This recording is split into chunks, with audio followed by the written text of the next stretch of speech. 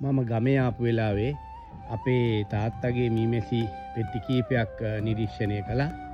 ඔබට පේනවා ඇති මගේ පියාණන් මේ මීමැසි පෙට්ටි තියාගෙන ඉන්න ආකාරය බලන්න. මේ ගහක් හිටවලා ඒක යට මඩුවක් ගහලා මේ ඇත්තටම වීලි කලාපේ වලව ප්‍රදේශයේ විශේෂයෙන් වලවබී තමයි මේකට උපදෙස් දෙන්නේ.